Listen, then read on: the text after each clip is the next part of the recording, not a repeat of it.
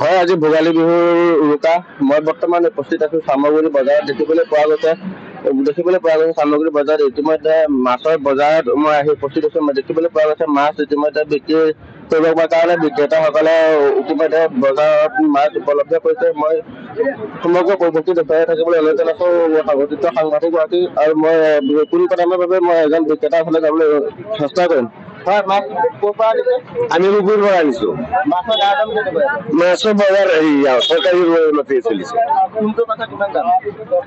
আপোনাৰ চন্দা 250 টকা আৰু আপোনাৰ গাছ কাপ 200 টকা আৰু চিতল আপোনাৰ 700 টকা আৰু হ'ল খৰিয়া বক হ'ল 400 টকা আছে, 500 টকা আছে আৰু বিকেট আছে 250 টকা, গাছ কাপ আছে 200 টকা, ৰৌ আছে 200 টকা।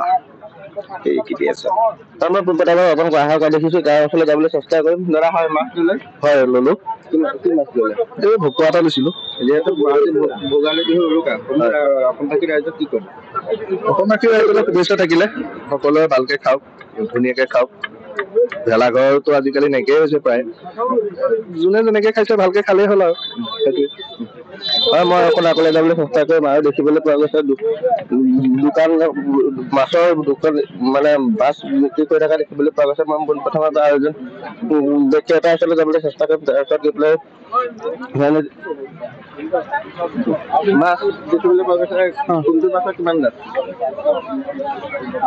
সেইটো বাহু 400, 300, ডাঙৰটো 800, সৰুটো 600। চিতল মাছ একদম চবতকে কিমান ডাঙৰ আছে? 3 কেজি ওপৰত হ'ব। এইটো 800 টকা। হয়, মই আৰু জেগাত যাবলৈ চেষ্টা কৰিম, য'ত বজাৰৰ ভিতৰৰ ফালে আছে তাত যাবলৈ চেষ্টা কৰিম। যিহেতু আজি বিহুৰ বতৰত যিহেতু আজি উৰুকাৰ বতৰত লগে ভাগে এসাঁজ খোৱা ঘৰৰ মানুহৰ লগত আনন্দই বেলেগ। সেয়ে দেখিবলৈ পোৱা গৈছে চামগুৰি বজাৰত ইতিমধ্যে গ্ৰাহকৰ ভিৰ কৰা পৰিলক্ষিত হৈছে। মই পোনপটীয়াকৈ দেখিবলৈ চেষ্টা কৰিম। এইটো 16 পৰা দিছে। বকো আছে 5 কেজি 6 কেজি হয়তো, এইটো 600 কেজি আৰু সৰু অকণ আছে, এইটো 3 কিলো 3.5 কিলো 4 কিলো দাম, এইটো আছে 400 টকা কেজি। চিতল আছে আপোনাৰ 5 কিলো 4 কিলো হয়তো 800 টকা কেজি। বিকেট আছে 10 কিলো হয়তো, এইটো 400 টকা কেজি। মই পোনপটীয়াকৈ গ্ৰাহকৰ ওচৰলৈ যাবলৈ চেষ্টা কৰিম।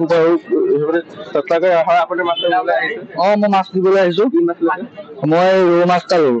দাম কিমান? দাম 1 কেজি 400 টকাকে লগাইছে, 800 টকা।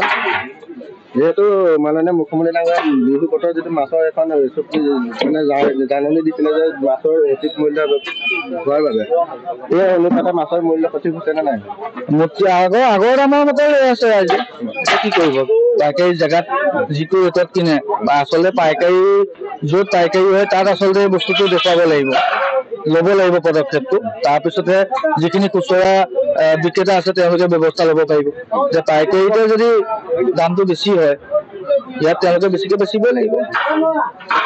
হয়, মই পোনপটীয়াভাৱে সামগ্ৰী বজাৰৰ যি উৰুকাৰ নিশা ভেলাঘৰত যি খানা খোৱাৰ বাবে যি বজাৰ বা মাছৰ যি বজাৰত মই আহি উপস্থিত আছো আৰু সমগ্ৰ পৰিৱেশটো দেখাবলৈ চেষ্টা কৰিলো।